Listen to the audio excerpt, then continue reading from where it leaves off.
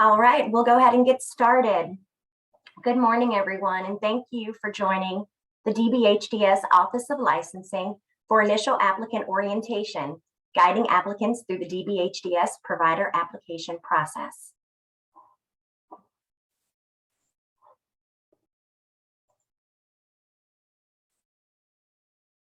You will hear from several presenters throughout this orientation. Your presenters from the Office of Licensing will be Mackenzie Glasgow, Associate Director of Quality and Compliance, Chesna Gore, Licensing Administrative and Regulatory Manager, Dwayne Lynch, Acting Quality and Information Systems Manager, and myself, Larissa Terwilliger, Training Coordinator for the Office of Licensing. Now, we will hear a few words from our Director of Licensing, Jay Benz. Good morning, everybody. Looks like we have a good crowd this morning. I see we have 133 people and counting. I am Jay Benz, and I am the Director for the Office of Licensing. And this is the first time that we are rolling out this new applicant training. We're very excited about this. Really pleased at how many people have signed up to participate in this. I really think that this will give you a good introduction to the pieces of information that you all will need to become successful providers. There will be a lot of information touched upon in this training, but there will be a lot of reading and reviewing that you will need to do after this training. So this training will point you to the places that you need to go to get all the information you need to be successful, but it's not in place of actually reading the regulations from beginning to end and making sure that you're understanding all the expectations that are required of new applicants and of new providers. We also are going to be having a partner training very soon for new providers, and that will go in a little more in depth into some of the areas. But again, just very happy to have everyone here. I really think you're going to get a lot out of it, and enjoy. Thank you, Jay.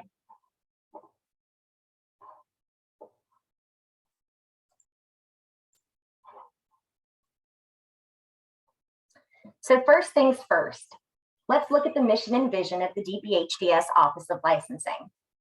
The mission of the Office of Licensing is to be the regulatory authority for DBHDS licensed service delivery systems through effective oversight. The Office of Licensing's vision is to provide consistent, responsive, and reliable regulatory oversight to DBHDS licensed providers by supporting high-quality services to meet the diverse needs of its clients.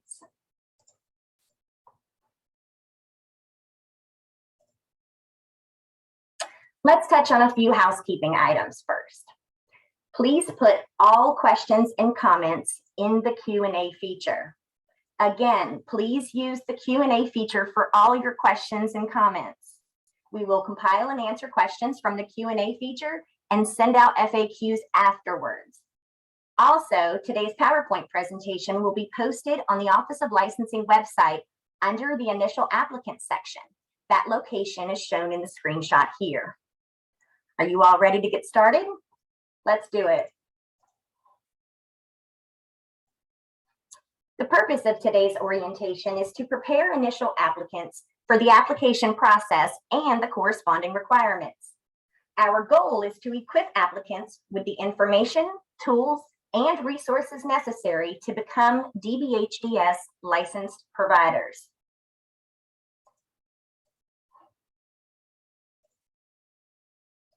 The learning objectives for today's orientation are for you to be informed about Office of Licensing resources and tools for initial applicants and how to find them, to understand the steps of the initial application process and the requirements of a complete application, to be familiar with Connect registration, login, uploading required attachments, and the correspondence processes.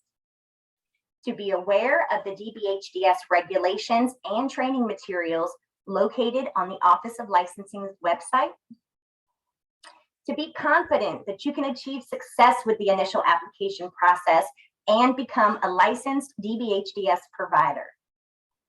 Now I'm going to turn it over to my teammate, Chesna Gore, who's going to go ahead and get us started.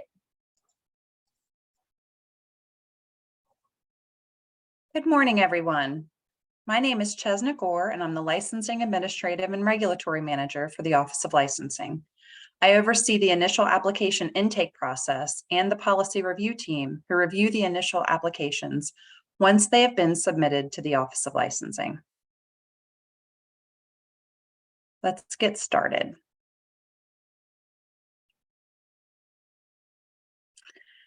The DBHDS general regulations dictate the types of services that we license. A, licenses are issued to providers who offer services to individuals diagnosed with mental illness, developmental disability, substance use disorder, or have a brain injury. B, providers shall be licensed to provide specific services as defined in this chapter or as determined by the commissioner.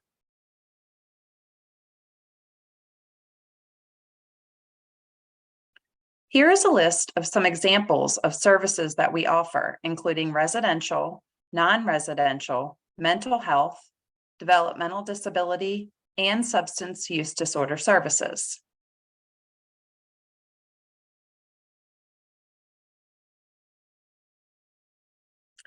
Additional services include respite care, medication-assisted opioid treatment, and supportive in-home, to name a few.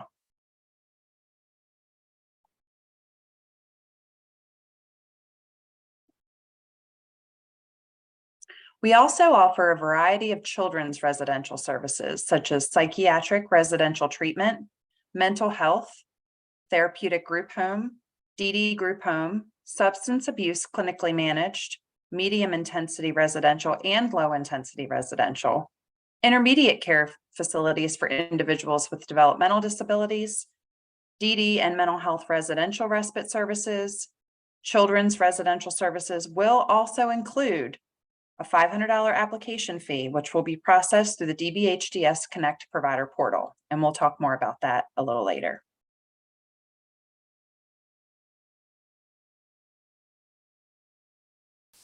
To learn more about the services that we license and access resources which will assist you with submitting your initial application, the DBHDS Office of Licensing website is an extremely helpful resource to use during the application process.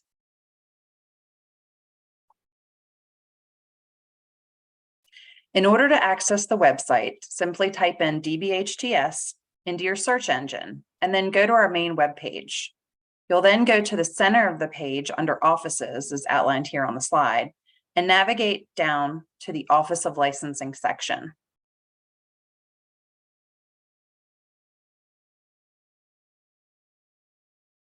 In order to find information related to initial applicants, as Larissa shared earlier, you'll navigate over to the Initial Applicant section, which is in the center of the page, and you'll click the blue button labeled Initial Applicants.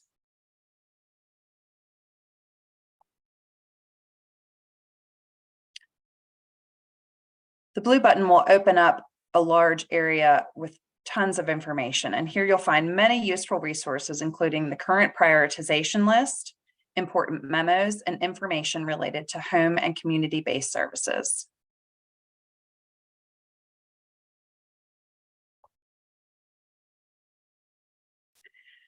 The DBHDS Office of Licensing is dedicated to reducing any undue administrative burden to potential licensure applicants. Our office has streamlined the licensing process for all priority services to ensure the services with the greatest need can be licensed within 90 days of submission of a completed application.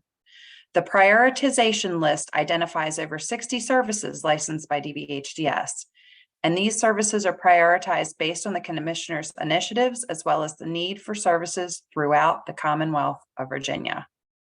We will now review priority and non-priority services.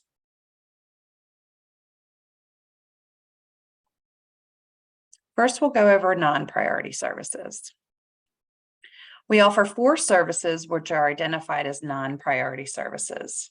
At this time, applicants who apply for these services will be placed on the wait list. Based on the Commissioner's current initiatives, these non-priority service applications are not being pulled from the wait list for review at this time. These services include group homes for adults with developmental disabilities, intermediate care facilities for individuals with developmental disabilities, which includes both adults and children, and mental health community support services, also known as mental health skill building.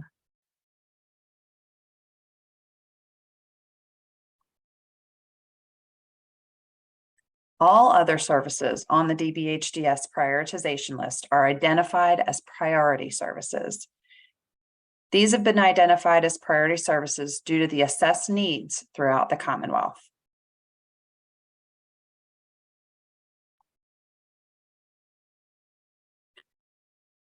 Once the application has been submitted, it will be reviewed. If the application does not meet the criteria for acceptance, the application will be rejected. The applicant will receive a rejection email with an itemized list of items which will need to be addressed. Once the applicant has resubmitted the application with supporting documents, the application will be reviewed again for completeness. If the application is complete, it will be accepted and then placed on the wait list. If the application still has insufficient documents, the application will be rejected again.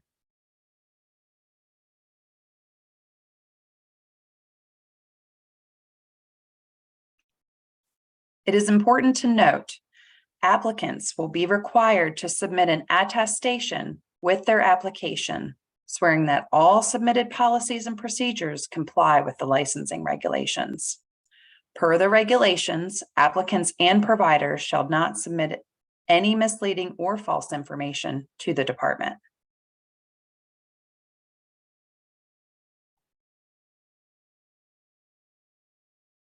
Once the application has been submitted and accepted, the application will then be placed on the wait list. The wait list is a dynamic document which changes daily as applicants are added and removed. The wait list can be accessed anytime from the DBHDS website. There is a blue button as showed here labeled wait list.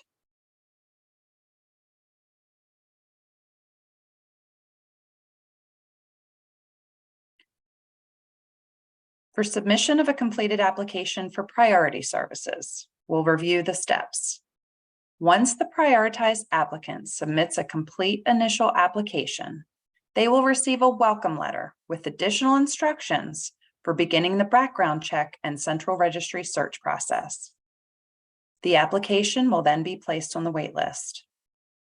The applicant should begin the background check and central registry search process immediately, as DBHDS licensed provider may not serve individuals until they've requested background and central registry checks for all direct care staff and supervisors. Priority applications will be pulled from the wait list within 10 business days.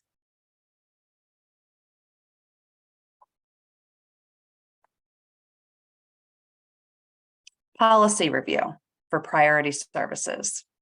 A policy review specialist will review the application and attachments to determine compliance with the licensing regulations and the Code of Virginia. If the submitted documentation requires any revisions, the policy review specialist will send a letter to the applicant citing the necessary revisions. If necessary, the applicant will make required corrections and will submit the updated documentation to the policy review specialist through the DBHDS Connect Provider Portal. Again, we'll talk more about the Connect Provider Portal next. Revisions must be received within 30 calendar days from the date of the last revision letter. Applicants that do not provide their revisions within 30 calendar days of the request for the revisions will be closed for review. Applicants whose applications are closed and want to continue to pursue a DBHDS license will need to reapply by following the initial application process.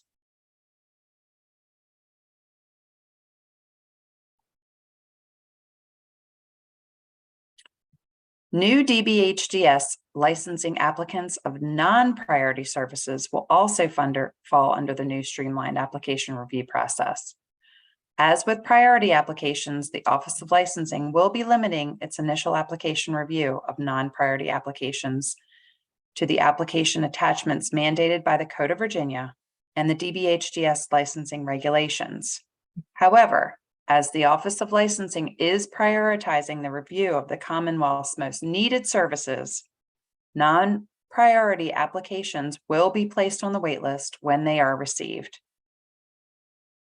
Once an application has been pulled from the waitlist and assigned to a policy review specialist, it will go through the same review process as a priority application. However, because of the time on the waitlist, applications for non-priority services will not be licensed within 90 days from submission of the completed application. For non-priority services, it could take a year or longer to become licensed.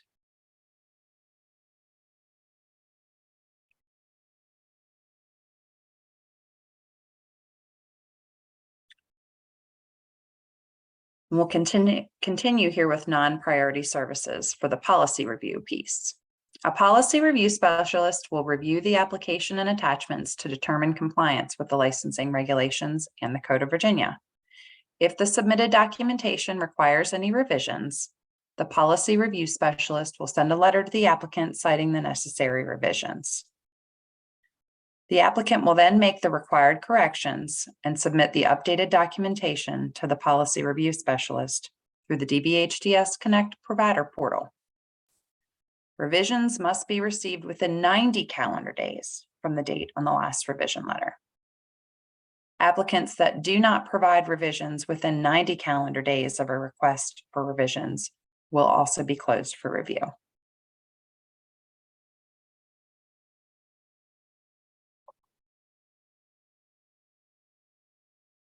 Policy review, assignment to a licensing specialist.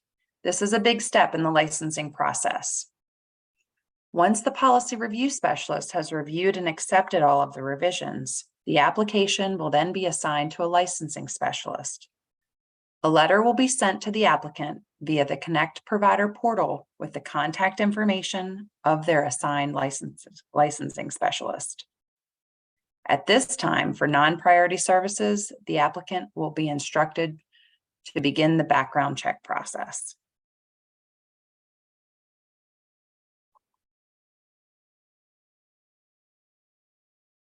Now we'll move into on-site inspections. For residential and medication-assisted opioid treatment or MAT services only, an on-site inspection is required prior to issuance of a license. For applicants of residential and MAT services, the licensing specialist will reach out to the applicant within 3 days of assignment to schedule the on-site inspection. If the applicant is unavailable when the licensing specialist calls, the applicant should contact the licensing specialist as soon as possible in order to minimize any delays in the licensure process.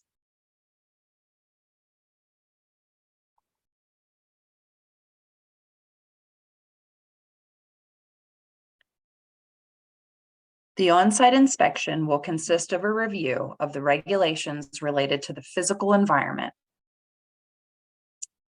General Regulation Section 105-260 through 380. And for children's residential,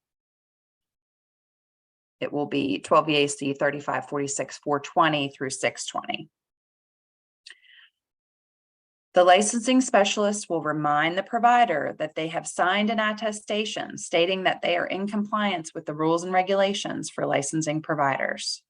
This includes understanding DBHDS regulations and processes for background check and the central registry process. During the inspection, if it is determined that the applicant attested to something that was not done, then this is cause for rejecting and closing the application. The inspection must occur and the license issued prior to the 45th calendar day for priority services and 90 calendar days for non-priority services for the application to remain open.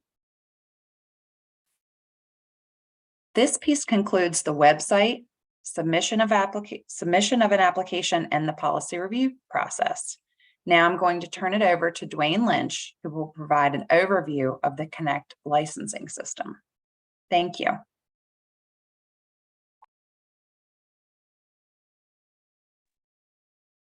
All right, thank you, Chestnut.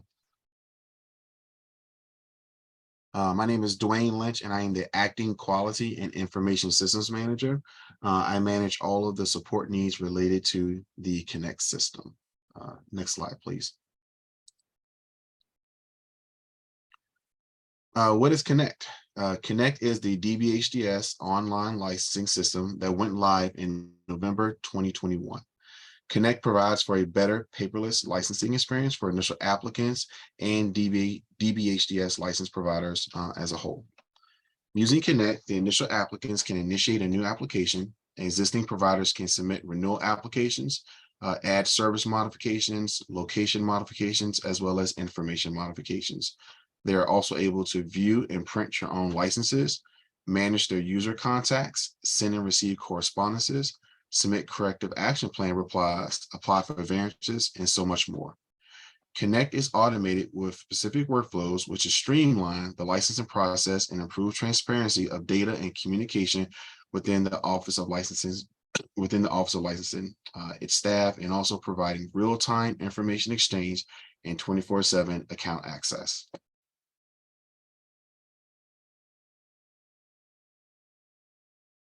In order to create a Connect account, users that do not have access to a login yet can simply access the Connect website by clicking on the blue button located on the DBHDS Office of Licensing homepage as shown in the picture.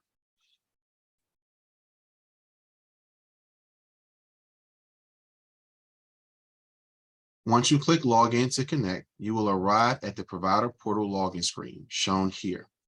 Click the blue Register Initial Applicant button to begin the registration process.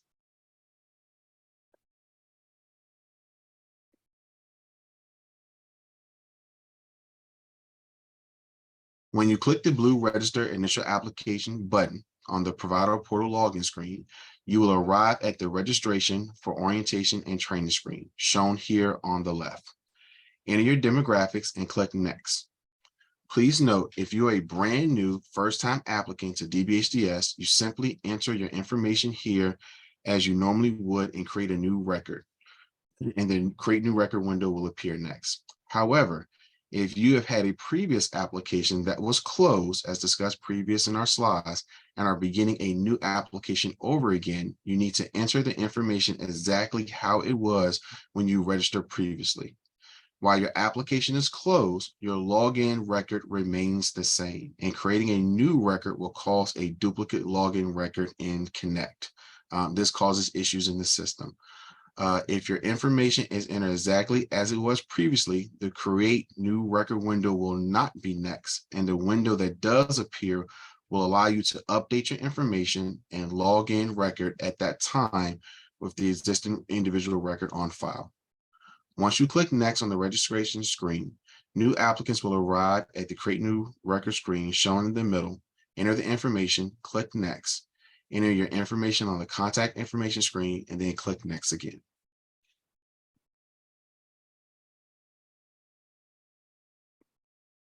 When you have completed the demographic areas, you will arrive at the Connect Provider Portal training list. You must watch all the required videos listed above to be able to move forward. When all the trainings are complete, enter your name and date in the corresponding attestations fields, and then click Next.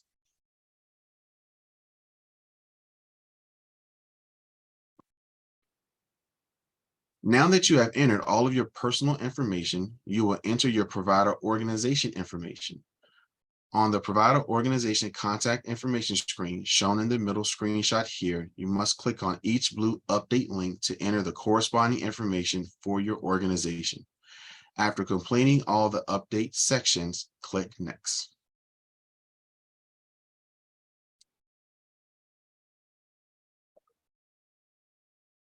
Answer the change of ownership questions as applicable and click Next. On the following screen, type in your title, relationship to the organization, and click Next for the final time.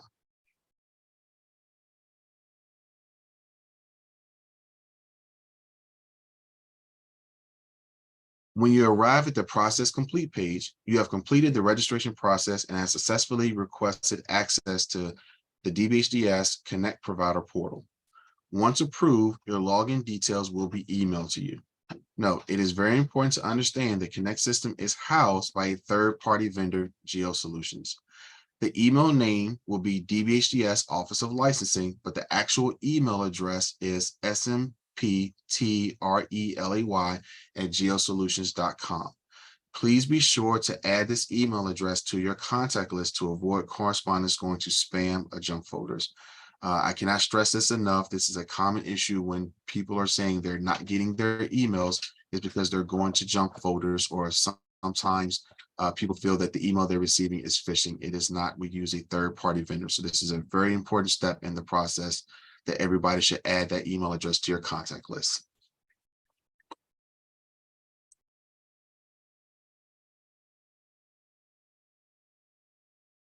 This is the login page. Once you've received your temporary password email, enter the email address you used to register and the temporary password that was emailed to you. Then click the blue login button.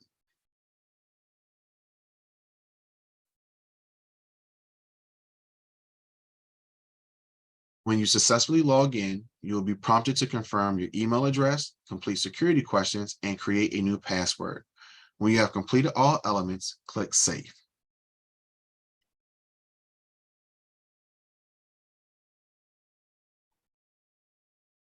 Your dashboard page will show access pending while the system goes through the security process. During this time, you will not be able to access the dashboard. Once the security process concludes, you can use the blue dashboard link to access the provider portal dashboard. Security checks typically takes 1 to 2 business days before the blue dashboard link appears.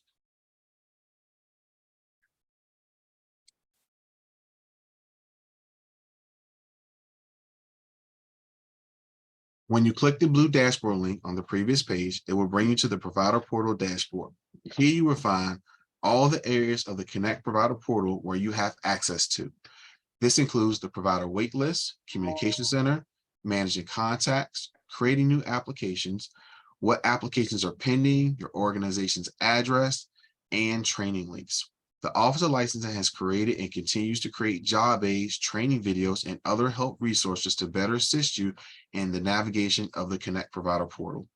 They can be found on the Connect Provider Portal dashboard, as well as the DBHDS Office of Licensing homepage.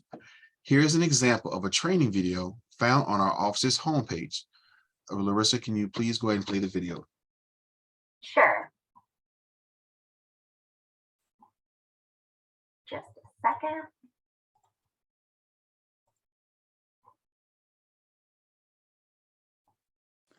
While you are completing the requirements for an application, the application will remain on the DBHDS Provider Portal dashboard in a status of pending submission. Click to continue the application.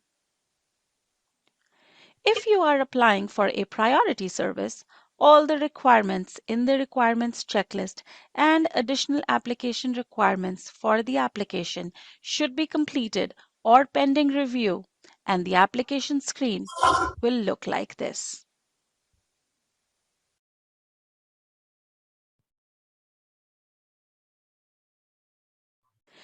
If you are applying for a non-priority service, the requirements in the requirements checklist must be completed or pending review. The additional application requirements are not required at this time. Until you are confident that you are near the end of the licensing process, please delay buying a home, renting office space, buying insurance, and hiring staff. You will receive a deficiency letter once you are close to the end of the licensing process, directing you to complete these requirements. Once you have completed all the requirements, you will see the affiliated services and certificate of application sections toward the bottom of the screen. Answer the affiliated services questions. Read the attestation statement in the certificate of application section. Then sign and date the application.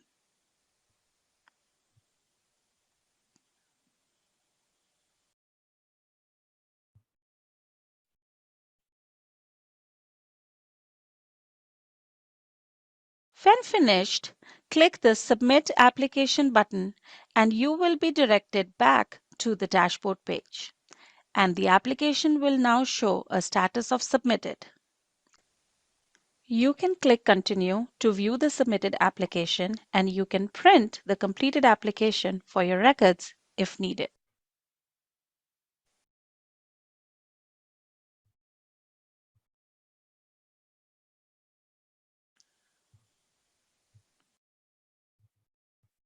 Once the application is pulled from the waitlist and begins to be processed, you will be able to track the progress of the review and see the requirements update to reviewed or deficient.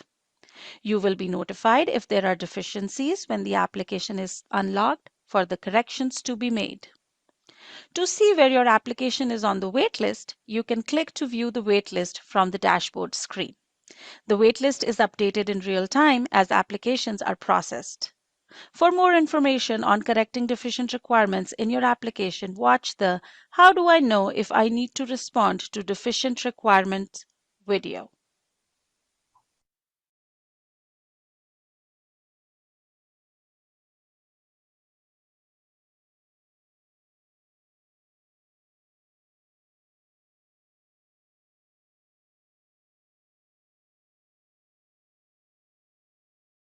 All right, thank you for showing that video.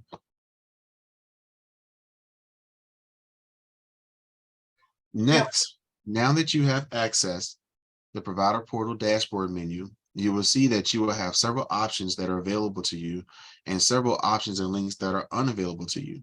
As you go through the licensing process, some of these links will become that are disabled will become enabled once you have been licensed by DBHDS. For example, you will see initially you can manage your own authorized contacts. You can initiate a provider application. If you're a children's residential provider, you can initiate the children's residential provider application, and as well as access background check information and change your login information screen. You would notice there are several options because you're not a licensed provider yet that are disabled to you, to include adding additional services, completing any information modifications, submitting a license renewal, or responding to corrective action plans, or printing a license as you're not licensed yet. As an initial applicant, some of the features, again, as I stated, are unavailable to you. When you are ready to begin your application, please select the initial provider application link. If you're providing children's residential services, select the children's residential provider application link as shown in the screen. For this example, we're going to utilize the initial provider application link.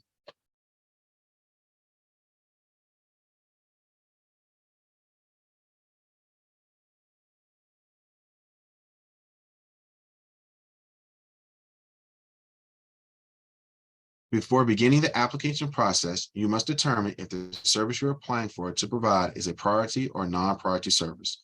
To learn more about this, click the initial application prioritization list link, the first blue link shown on this slide.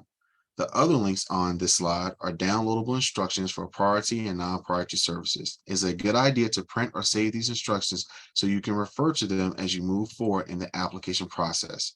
Once you have accessed what you need on this page, click Continue to the application.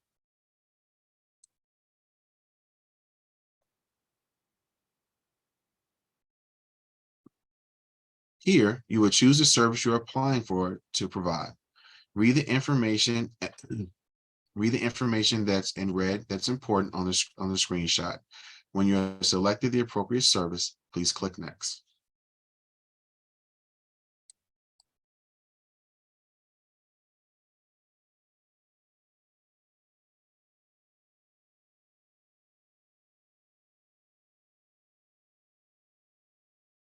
At this stage, you have successfully registered, logged in, determined your service as priority or non-priority, and completed the service selection. Now it is time to begin the actual application that you will be submitting to DBHDS. As you see here, there are two requirement sections as indicated by the red arrows. If a status is marked as incomplete and the requirement is not optional, you will not be able to submit your application. Once all requirements are complete, a signature line and attestation will appear at the bottom of this screen. Remember, if any requirement is incomplete, you will not be able to submit the application unless it is a non-priority service. For priority services, all requirements must be complete.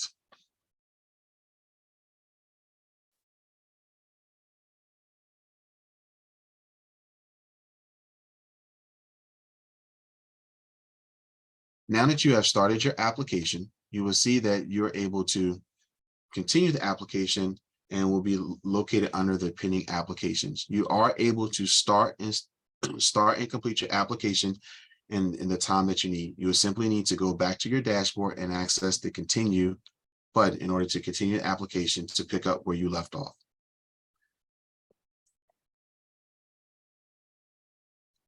Again, please note that pending submission under the status means that the application has not yet been submitted. Once you have completed all the requirements, they should display as status completed or pending review. Remember, if any requirement is incomplete, you will not be able to submit the application unless it is a non-priority service. For priority services, all requirements must be complete.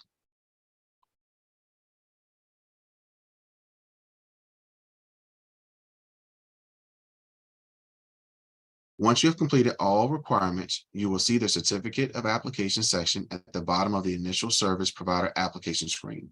If you do not see this section, you have not completed all the requirements for your application, and there's certain missing elements that are required.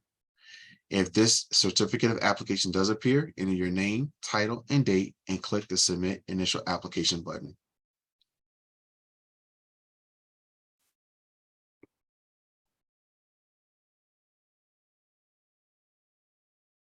The Provider Portal dashboard, from here, your pending application status will change from pending submission to submitted as shown here in the screenshot.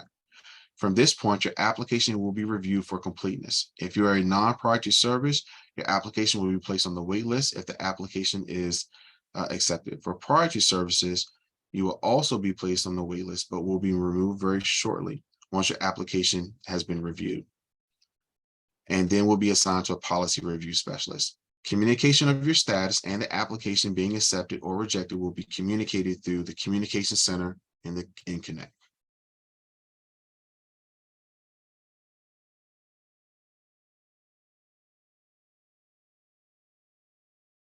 Once you are issued a license, you will notice a new menu will appear on your Provider Portal dashboard menu, and active license sections will now appear as shown in the screenshot.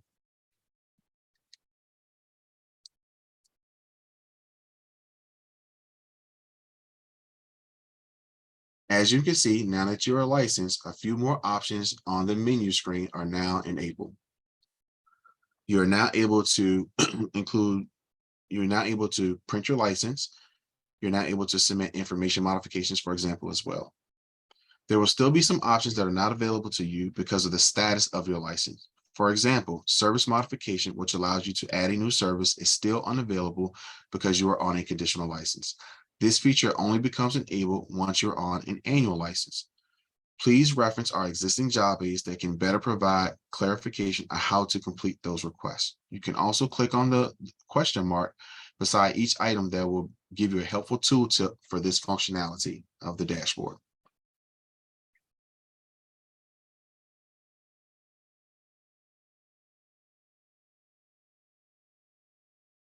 Connect Correspondence Communication Center.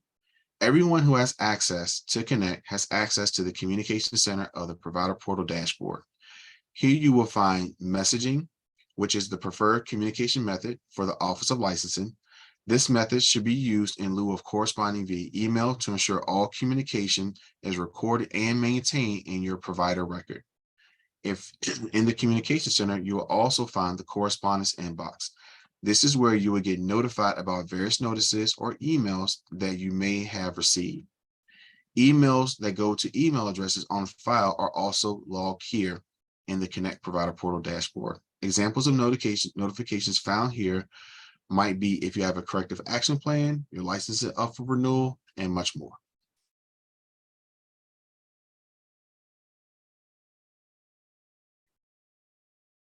The correspondence inbox is accessible to all users who have access to the Connect dashboard. Many of these communications are sent by email to the main authorized contact email address.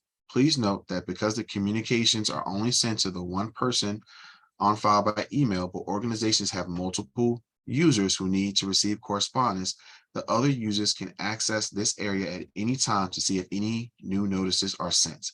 Again, these are just communications to complete the task requested, such as license renewals, corrective action plans, replies, etc. You are still able to complete those areas in their designated area of the Connect portal dashboard.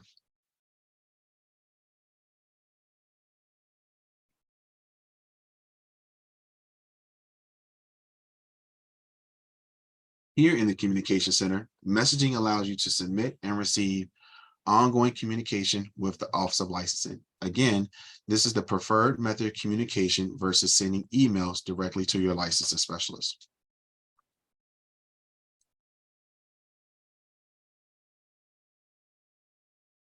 Connect users, user resources are found additionally on the Office of Licensing homepage.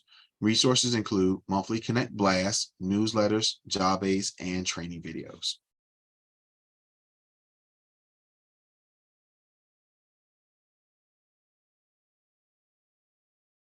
For assistance with assistance with the Connect Provider portal, click the blue Connect Help Desk link located on the DBHDS Office of Licensing homepage.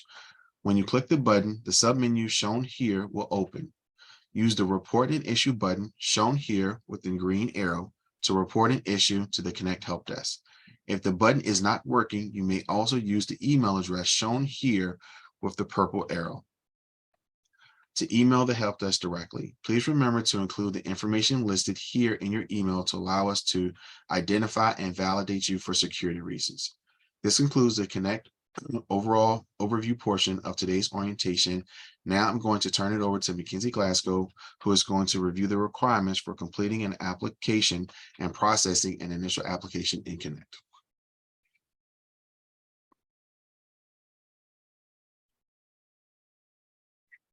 Good morning. My name is Mackenzie Glasgow. I'm the Associate Director of Quality and Compliance with the Office of Licensing.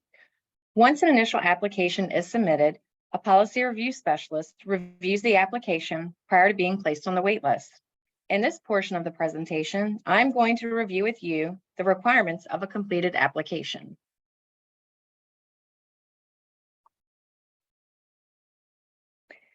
Application requirements apply to all services, include the service description, certificate of authority to conduct business in Virginia from the State Corporation Commission, organizational structure, evidence of financial resources, working budget, staffing plan, position descriptions, and policies and procedures. All of these items will need to be uploaded into Connect prior to submitting your initial application. Now, let's take a look at each requirement in more detail.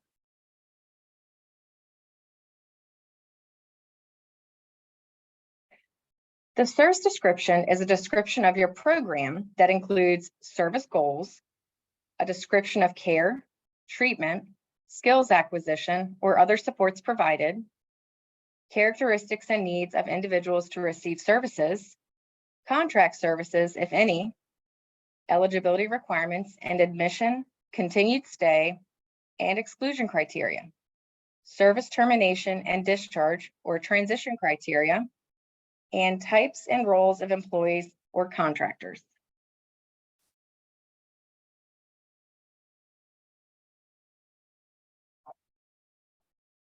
For their certificate of authority to conduct business in Virginia, we are looking for your State Corporation Commission certificate.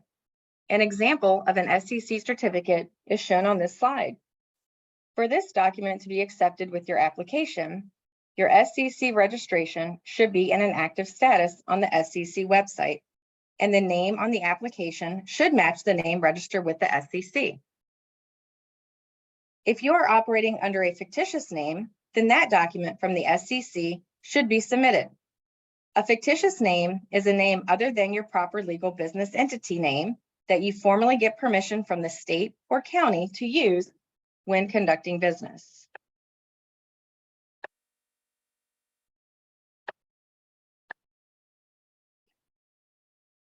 The organizational structure is submitted as a chart that shows the relationship of management and leadership to the service.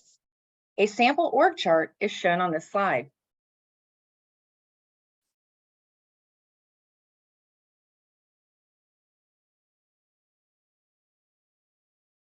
For the evidence of financial resources, the applicant should submit a financial document showing funds sufficient to cover 90 days of operating expenses.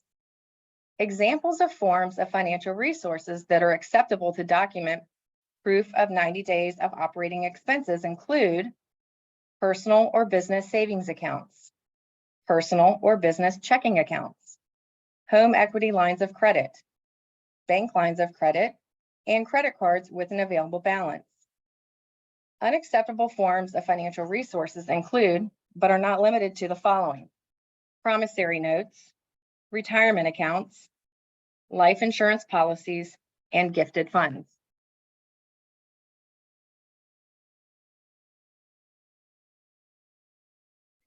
The financial document should include the following: account holder's name, which can be the owner's name or the name of the organization listed on the application, financial institution's name, statement dates. The statement should be current within 30 days, and the amount of available funds. The amount of available funds should be sufficient to cover 90 days of your projected operating expenses.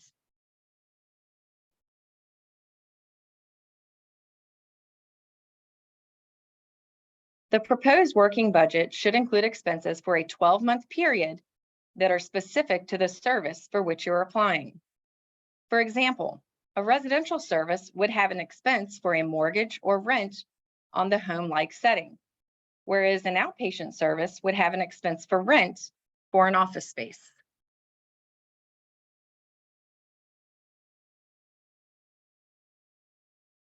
Shown on the next two slides is an example sample budget form that can be used as a guide when developing your organization's budget.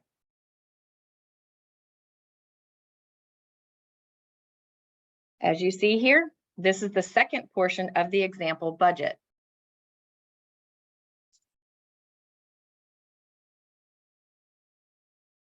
The proposed staffing plan is comprised of two components: the written staffing plan and the staff schedule. The written staffing plan should include the types, roles, and numbers of employees and contractors required to provide the service, and should also address the staffing requirements related to supervision. The staff schedule shows the staff name, positions, and scheduled hours needed to deliver the service.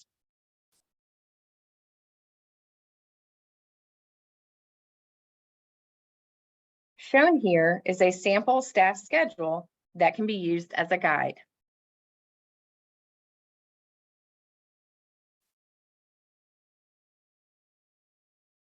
Position descriptions should be submitted for each position listed on the organizational chart. Each position description should include the job title, the duties and responsibilities required of the position, the job title of the immediate supervisor, and the minimum knowledge, skills, and abilities, experience, or professional qualifications required.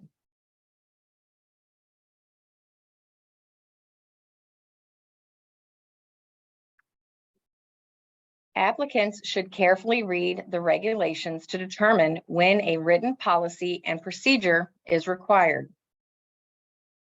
A written policy and procedure is required when the regulation calls for a written policy, written documentation, procedure, or plan. The policy defines what the plan or guiding principle of the organization is as related to the required regulation. The procedures are the processes or steps the applicant takes to ensure the policy is carried out. Procedures should answer the questions of who, where, and how a policy will be implemented.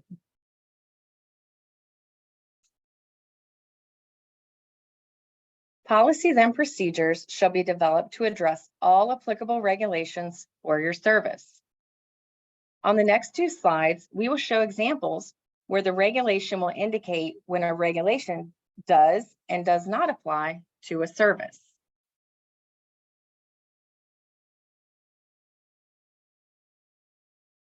Regulation 12 VAC 35-105-530. This is a regulation that requires a policy and procedure for most services. However, Section M explicitly states this section does not apply to home and non-center-based services. Home and non-center-based means that a service is provided in the individual's home or other non-center-based setting. This includes non-center-based day support, supportive in-home, and intensive in-home services.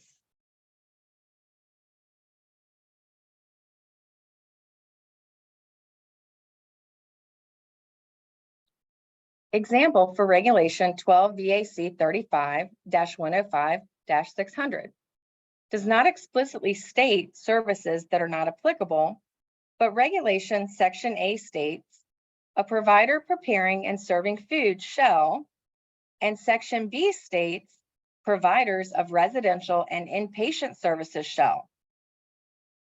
Therefore, it is implied that if the service is not preparing or serving food, or if the applicant is not applying for a residential or inpatient service, then a policy and procedure is not needed to address this regulation.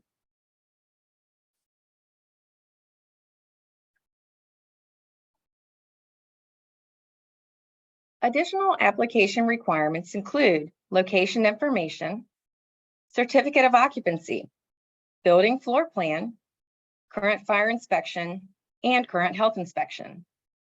Depending on the type of service for which you are applying, some of these items are not required or may not need to be uploaded at the time of your initial submission. As we review the items in the following slides, we will indicate when they are required and which services may be excluded from providing these.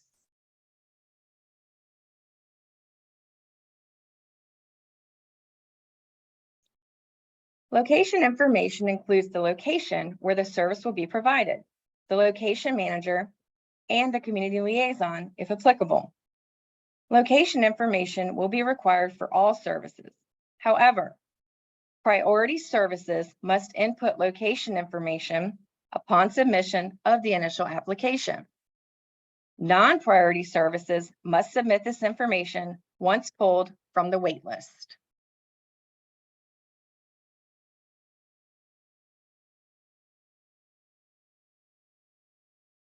The certificate of occupancy is obtained from the city or county where the service is located. The CO should indicate the building is classified for its proposed license purpose. For example, if you are applying for a residential service, then the CO will indicate it is classified for residential use. The certificate of occupancy is required for center-based and residential services. However, this does not apply to sponsored residential. It also does not apply to home-based and non-center-based services. Some examples of home and non-center-based services include supportive in-home respite, non-residential crisis stabilization, mental health skill building, and intensive in-home. Priority services must upload the certificate of occupancy upon its submission of the initial application.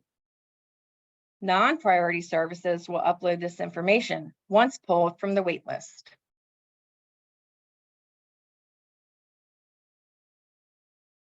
The building floor plan should include room dimensions and is required for center-based and residential services. Priority services must upload the floor plan upon admission of the initial application. Non-priority services will upload this information once pulled from the wait list.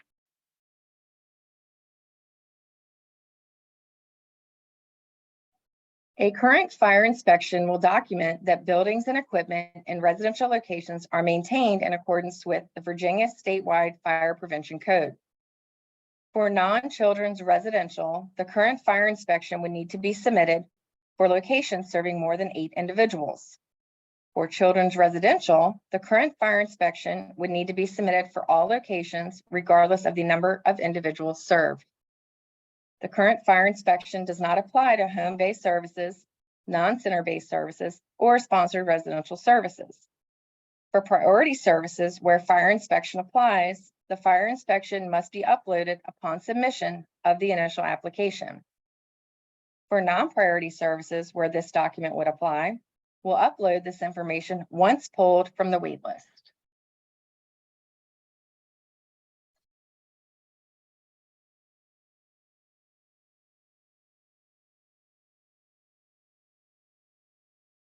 The current health inspection should be submitted for any location where the provider is responsible for preparing or serving food.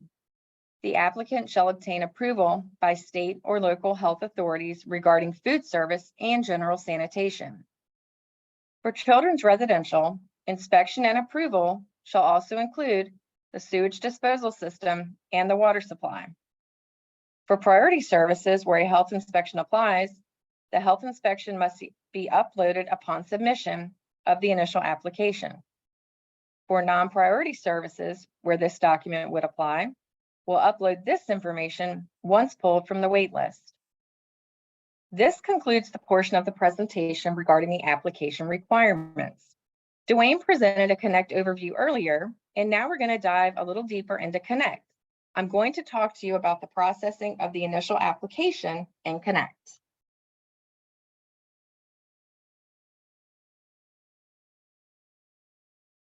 Processing of initial applications in Connect.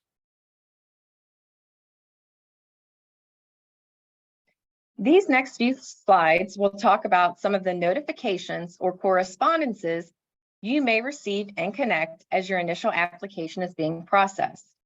These include rejection emails, deficiency letters, revision reminder emails, and application closure letters.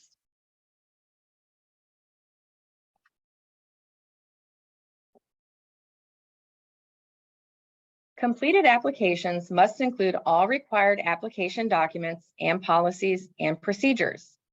These are the items that we've reviewed in the previous slides.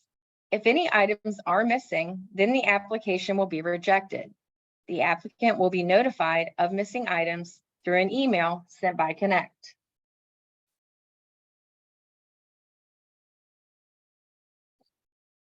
Here, you see a sample rejection email. It includes application rejected email with a reference number in the subject line. It will be sent to the email address for the authorized contact entered in the record. And the email will provide a short summary of why the application was rejected.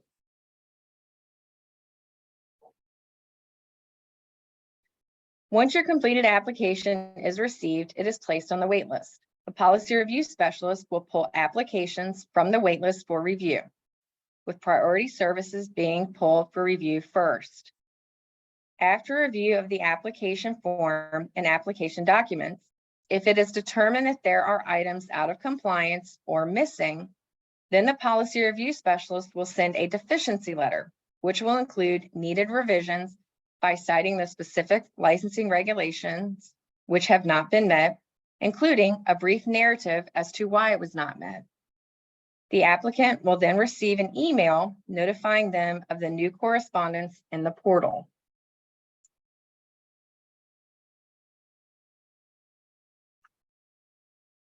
Shown here is the sample correspondence notification, which instructs the authorized contact to sign into the Connect Provider Portal dashboard to view the correspondence.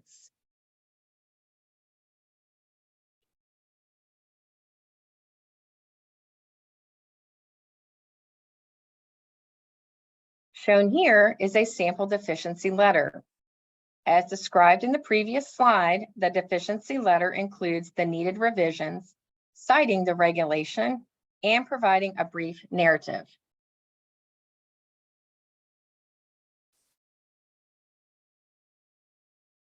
Applicants of priority services are required to submit revisions within 30 calendar days from the date on the last deficiency letter.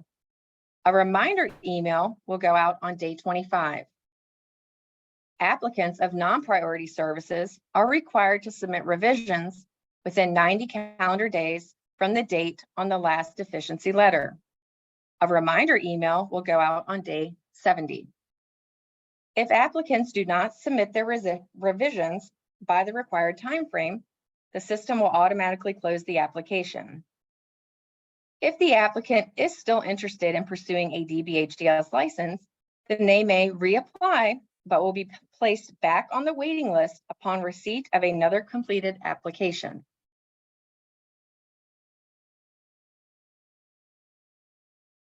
Here's an example of a revision reminder email.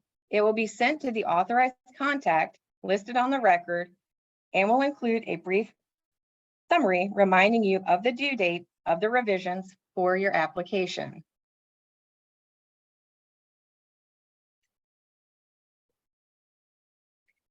Here's an example of the closure letter. If applicants do not submit their revisions by the required timeframe, the system will automatically close the application and send this letter to the authorized contact listed on the record. This concludes my portion of the presentation, and I'm going to turn it back over to Larissa.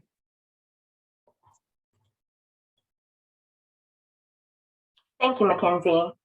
Hello again, everyone. Now let's take a closer look at the application process. We understand that some of this information may seem repetitive, but it is important to us that you have a thorough understanding of this process. Chestnut touched earlier on priority and non-priority services, and there are some more specific details we would like to share here. Remember, priority services are the services the Commissioner has deemed to be most needed throughout the Commonwealth.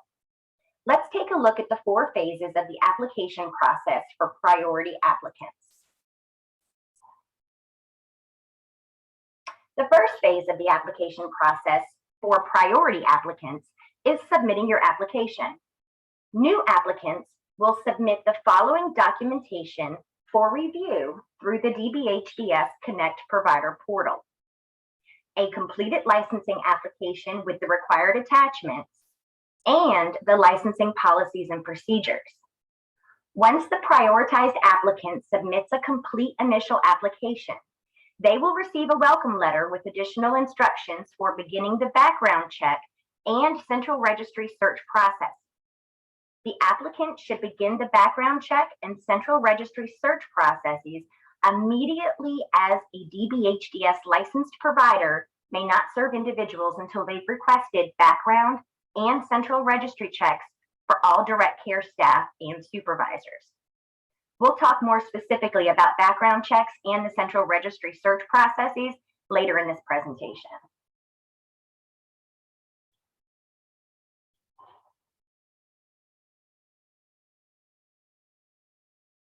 Now let's look at the second phase, review and revisions. A policy review specialist will review the application, attachments, policies, and procedures to determine compliance with the licensing regulations. If the submitted documentation requires revisions, the policy review specialist will send a letter citing the necessary revisions to the provider via the DBHDS Connect Provider Portal. The applicant will make the required corrections and submit the updated documentation to the policy review specialist through the DBHDS Connect Provider Portal. Revisions must be received within 30 days from the date on the last revision letter. Please note, applicants that do not provide revisions within the required time frame of a request for revisions will be closed for review. All future interest in receiving a DBHDS license will require the submission of a new application, including policies and procedures, which will then be placed on a waiting list.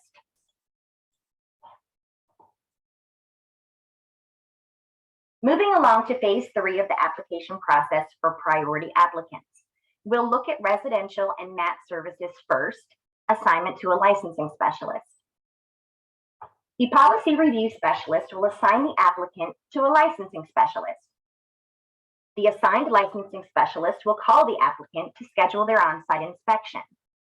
If the applicant fails to schedule an on-site inspection within 30 days of the date on the letter assigning the applicant to the licensing specialist, the applicant's application will be closed. During the on-site inspection, the licensing specialist will review the regulations that apply to the physical environment. Once the on-site inspection is completed, the licensing specialist will make a licensing recommendation to the Office of Licensing Management staff for review, who will then forward the recommendation to the DBHDS Commissioner for final approval. Please note, prior to issuance of an annual license, the licensing specialist will conduct a full on-site inspection where they will review individual records, personnel records, and additional documentation as appropriate for compliance with licensing regulations.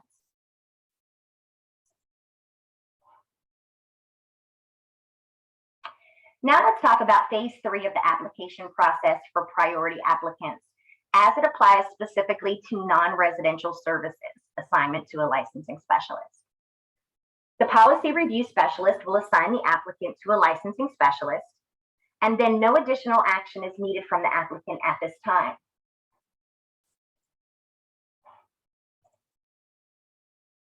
Phase 4 of the application process for priority applicants is approval.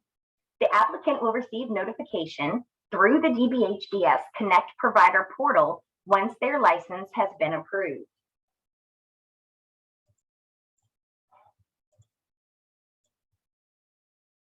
Now we'll review the 4 phases of the application process for non-priority applicants.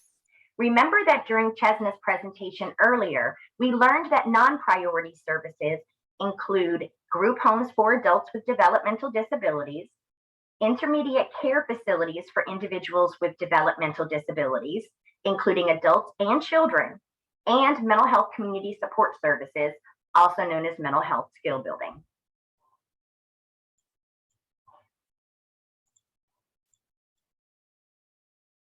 Phase 1 of the application process for non-priority applicants begins with application submission. New applicants will submit the following documentation for review through the DBHDS Connect Provider portal: a completed licensing application with the required attachments, and the licensing policies and procedures. We'll talk more about policies and procedures a bit later in the presentation. When the Office of Licensing has a wait list, the application is placed on that wait list. The wait list can be viewed on the DBHDS website, where Chesna showed us earlier. As a reminder, an up-to-date wait list can be viewed from the Connect Provider portal dashboard at any time.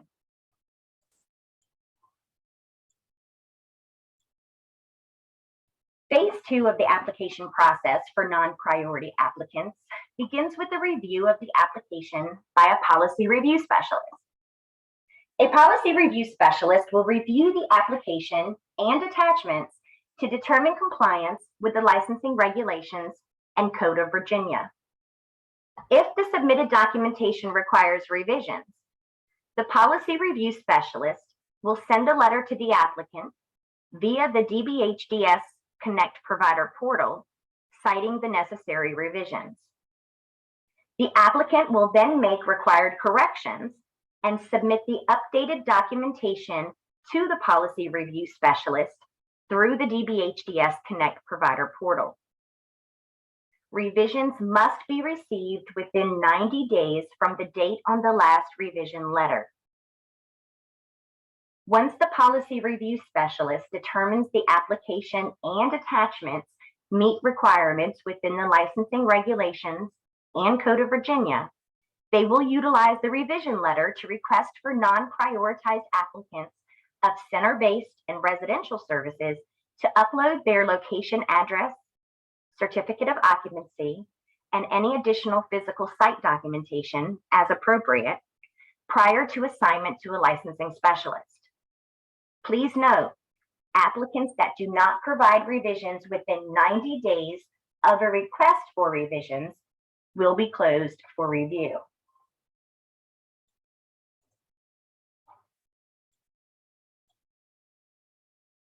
Moving along to phase 3 of the application process for non-priority applicants, we'll look at residential services first. A policy review specialist will assign the applicant to a licensing specialist. During this time, the applicant will contact the DBHDS Background Investigation Unit and register with FieldPrint to initiate the criminal background check process. During this time, I was going to repeat myself. The assigned licensing specialist will call the applicant to schedule their on-site inspection. If the applicant fails to schedule an on-site inspection within 90 days of the date on the letter assigning the applicant to the licensing specialist, the applicant's application will be closed. During the on-site inspection, the licensing specialist will review the regulations that apply to the physical environment. Once the on-site inspection is completed, the licensing specialist will make a licensing recommendation to the Office of Licensing Management staff for review, who will then forward the recommendation to the DBHDS Commissioner for final approval. Please note, prior to the issuance of an annual license, the licensing specialist will conduct a full on-site inspection where they will review individual records, personnel records, and additional documentation as applicable for compliance with the licensing regulations.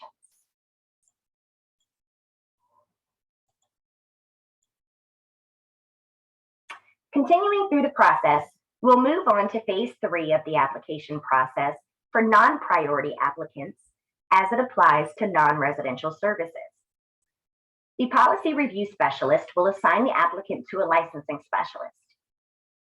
During this time, the applicant will contact the DBHDS Background Investigation Unit and register with FieldPrint to initiate the criminal background check process.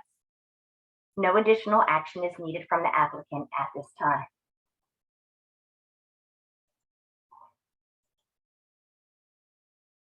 Phase 4 of the application process for non-priority applicants is the highly anticipated application approval.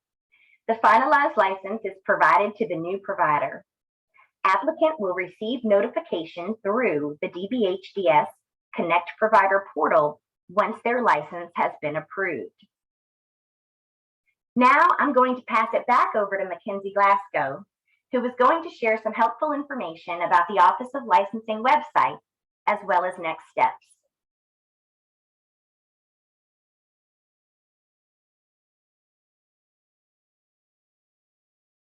Thanks, Larissa. I do want to make sure everyone is aware of the information located on the Office of Licensing website, which you may find helpful as you navigate the initial application process.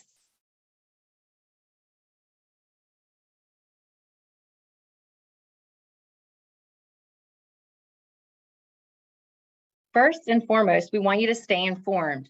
Make sure you receive announcements from the Office of Licensing by subscribing to the email list. You can go directly to the OL homepage to subscribe.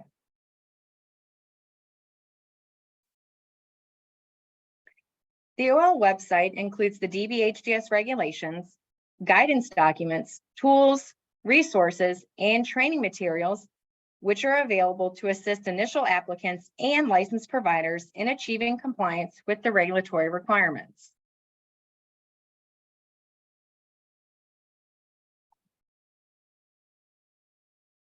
The Office of Licensing sends notifications to those who have signed up for constant contact. When memos are sent, they are also posted to the Office of Licensing website under the correspondence section.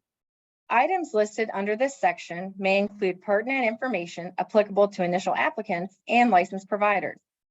As discussed previously, you can subscribe to the email list from the Office of Licensing's website. It is also highly recommended that you visit our website frequently so that you can stay informed. Please make sure that you sign up to receive notifications from the Office of Licensing. We cannot emphasize this enough.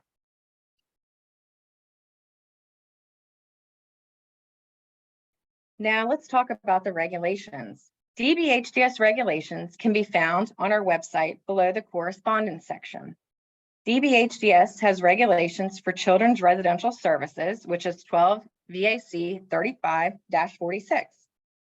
All other licensed services fall under the rules and regulations for licensing providers by the Department of Behavioral Health and Developmental Services, 12 VAC 35-105. These regulations are sometimes referred to as the general regs. Remember, applicants and license providers are responsible for developing policies, procedures, and forms that align with the DBHDS regulations. Let me share with you a few pro tips related to policies and procedures.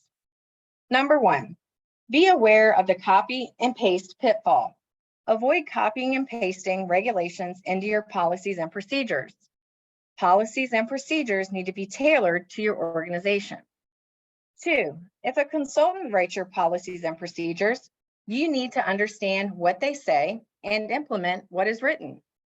3, policies and procedures are working documents that should be regularly updated and readily available to staff and reviewers.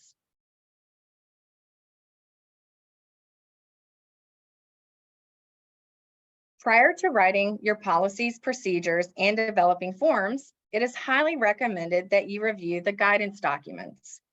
A guidance document is any document developed by a state agency that provides information or guidance of a general nature to agency staff or the public to interpret or implement statutes or agencies' regulations. As you can see, we have several guidance documents located on the Office of Licensing's website. The Office of Licensing develops guidance documents when it is determined that more detailed explanations are needed related to interpreting the regulations. All current DBHDS guidance documents can be found here by clicking on the link. Larissa, please open the link. As you can see, there are 32 guidance documents relevant to DBHDS. All right, thank you.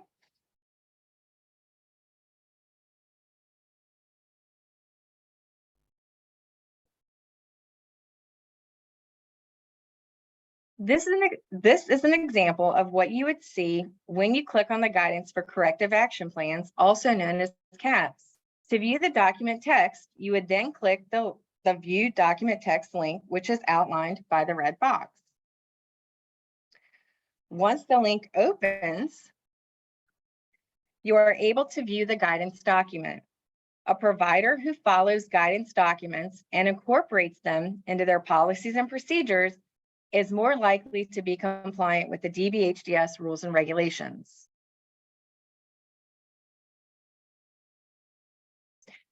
The OL website includes training and technical assistance documents related to root cause analysis, risk management, care concerns, and quality improvement, in addition to other resources.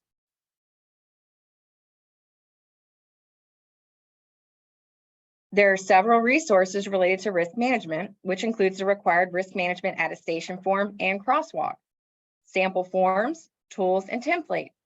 Additionally, there are several posted trainings. Most recently, in April of this year, the minimizing risk training was offered to providers. It is highly recommended that you watch this 3-part series.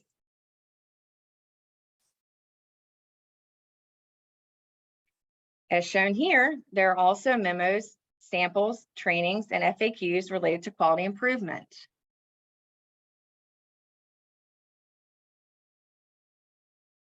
You can locate resources related to serious incident reporting and CRIS training.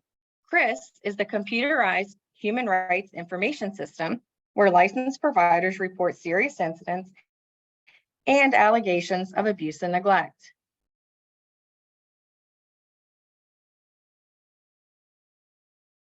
Additionally, the Office of Licensing posts trainings and technical assistance documents related to care concerns. The Department of Behavioral Health and Developmental Services defines risk triggers and thresholds as care concerns through review of serious incident reporting conducted by the Incident Management Unit. Please be sure to familiarize yourself with the Office of Licensing website. We cannot stress this enough.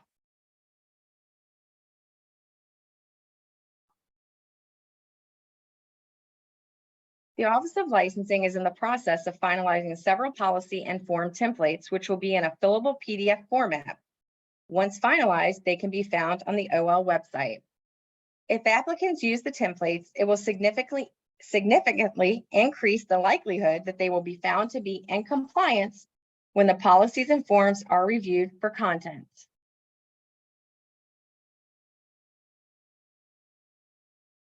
Once they are posted, you will be able to access templates that are specific to the general regulations as well as the children's residential regulations.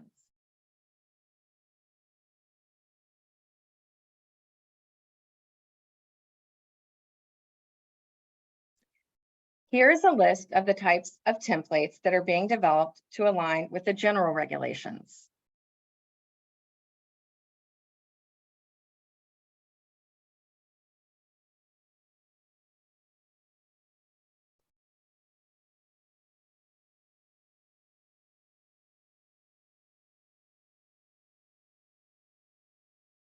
Here is a list of the types of templates that are being developed to align with the children's residential regulations.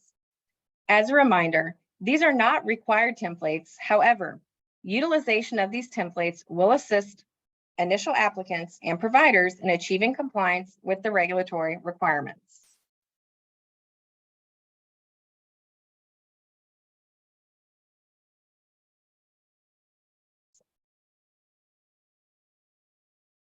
All right, let's move on.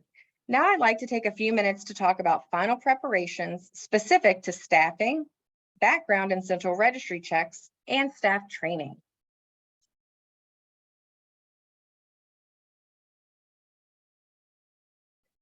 Let's first talk about staffing.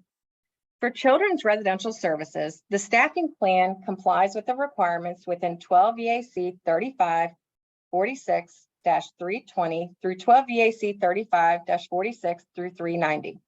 All staff hired will meet the qualifications outlined in the position description for their position, and the ratio of staff to residents shall be at least 1 staff to 8 residents for facilities during the hours residents are awake.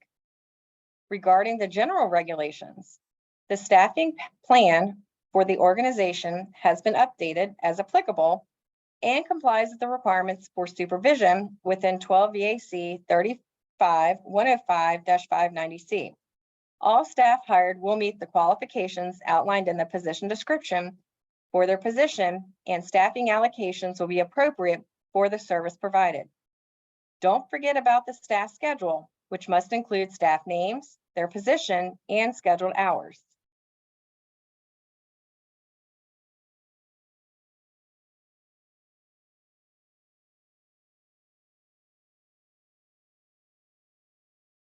As a reminder, priority applicants. Once the prioritized applicant submits a complete initial application, they will receive a welcome letter with additional instructions for beginning the background check and central registry search processes. The applicant should begin the background check and central registry search processes immediately, as a DBHDS licensed provider may not serve individuals until they have requested background and central registry checks for all direct care staff. Non-priority applicants. Once the policy review specialist has reviewed and accepted all revisions, the application will be assigned to a licensing specialist. A letter will be sent to the applicant via the Connect Provider portal with the contact information of their assigned licensing specialist. At this time, for non-priority services, the applicant will be instructed to begin the background check process.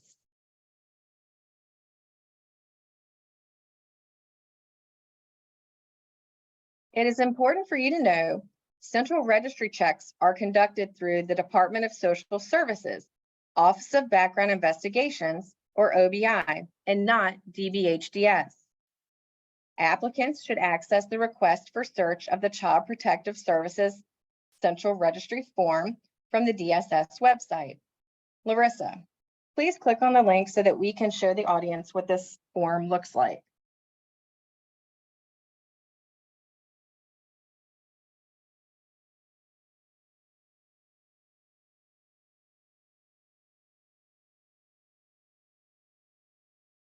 Thank you.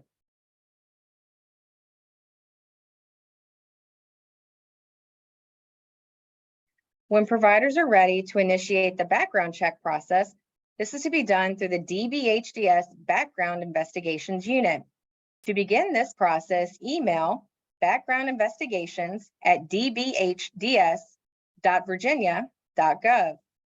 It is also recommended that applicants review Attachment 2, Barrier Crimes List for DBHDS Direct Consumer Care Providers, which was effective January 1st, 2023. Larissa, please click on this link so that we can show the audience what this form looks like.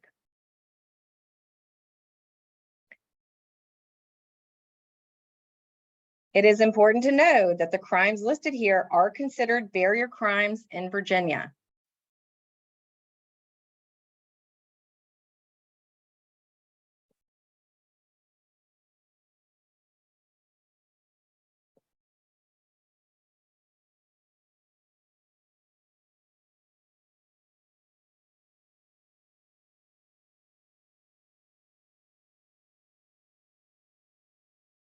For children's residential services, the criminal background check must be received by the provider before an individual can begin working with children.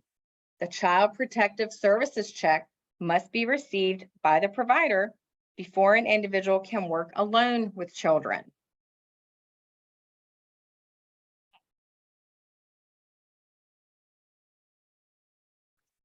Now let's talk about training. Ensure that employees and contractors are oriented to the service and receive the required trainings as outlined in the DBHDS regulations and the provider's own policies. Develop a training policy that addresses areas related to serious incident reporting, medication administration, behavior intervention, emergency preparedness, infection control, including flu epidemics, CPR first aid certification, and others as applicable. This policy should also include the frequency of retraining. Applicants must refer to the regulatory requirements to ensure that all areas are addressed as it relates to orientation, required trainings, and staff development.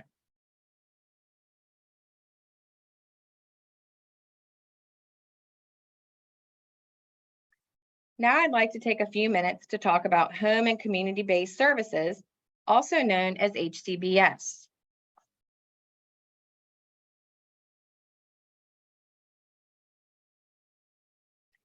Earlier in the presentation, Chesna referenced the important memos and information related to home and community-based services that can be found under the initial applicant section of the OL homepage.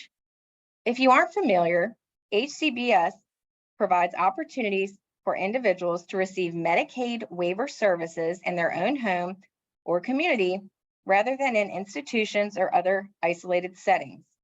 Providers of group home, sponsored residential, supervised living, and group day services available in a developmental disabilities waiver must demonstrate full compliance with HCBS settings requirement in all settings in order to receive reimbursement for services.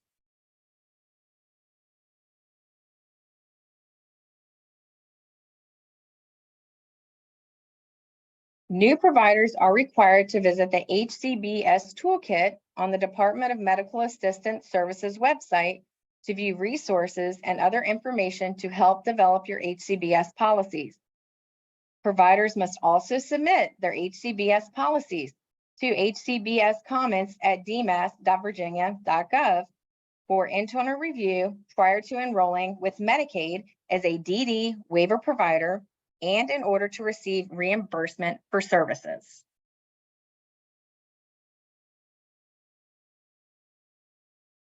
What's next? Let's talk about the conditional license. Once the initial applicant has met the minimum regulatory requirements to be licensed, then a conditional license will be issued.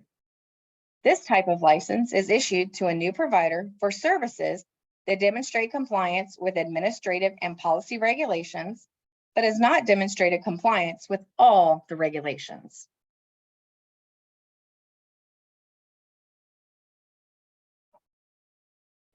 A conditional license shall not exceed 6 months. If a provider is unable to demonstrate compliance with all regulations at the end of the first conditional period, then the provider will receive a second conditional license. A conditional license and any renewals shall not exceed 12 successive months for all conditional licenses and renewals combined.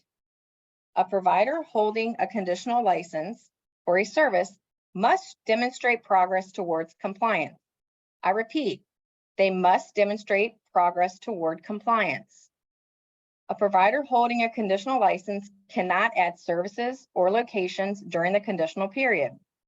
A group home or community residential service provider is limited to providing services in a single location, serving no more than 4 individuals during the conditional period.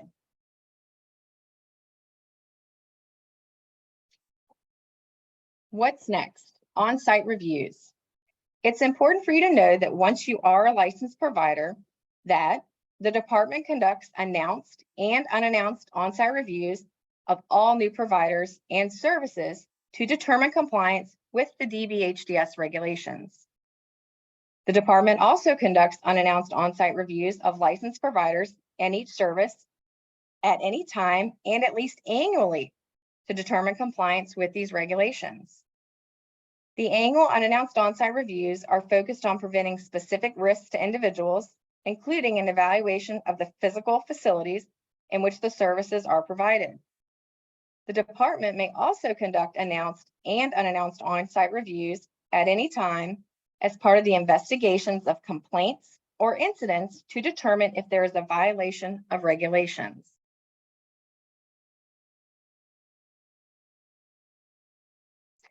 In most cases, on-site reviews require a review of individual records, personnel records, and an inspection of the physical environment. For on-site reviews, it is imperative that the provider identify a designated staff who is available anytime for such reviews. This designated staff should be able to quickly provide a roster of individuals and employees or contractors. Additionally, the designated staff should have access to individual records, personnel records, and be able to answer questions. Providers are expected to maintain all records in a consistent and organized manner.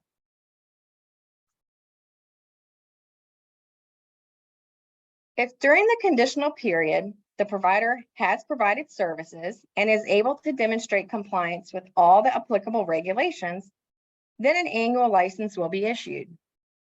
If during the conditional period, there are significant concerns and the provider is unable to demonstrate implementation of approved caps, then this may be grounds to deny the provider an annual license. If during the conditional period, the provider has not served any individuals, or the provider is unable to demonstrate compliance with applicable regulations, which includes at a minimum, completion of an initial and comprehensive assessment, completion of an initial and comprehensive ISP, a quarterly review, and demonstrate implementation of services through progress notes or other documentation, then this is grounds to deny the annual license. It is extremely important that your business plan outlines the steps for acquiring admissions. If a provider on a conditional license is denied an annual license, they will be closed. If the provider would like to reapply, they can do so by following the initial application process. Thank you so much for your time today. Now I'm going to turn it back over to Larissa, who will wrap up today's presentation.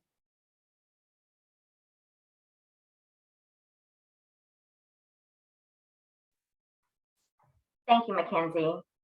This brings us almost to the end of today's orientation. As a reminder, an FAQ document as well as the slides presented today will be available after the orientation. We know this will be helpful. There are several templates and links included in this presentation that we do believe will be extremely helpful to you all going forward.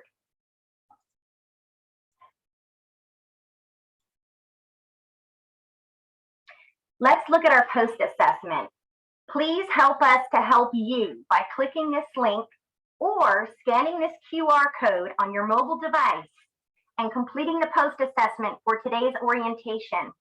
Completing this post-assessment provides an opportunity for you to share your feedback with us, and it really assists us with improving our future training events. Please do take just 5 minutes of your time to complete that for us today. That would be extremely helpful. Leave this here just for a second in case anyone needs to scan that or click that link.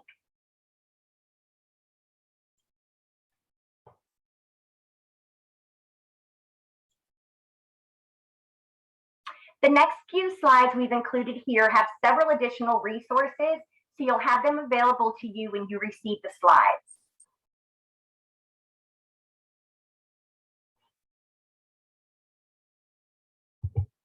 You'll see here, there's a list of several of the resources we discussed during the orientation.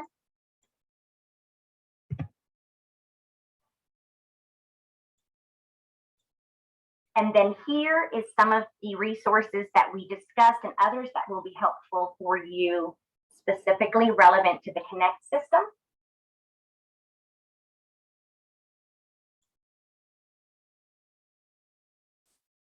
And that brings us finally to the end.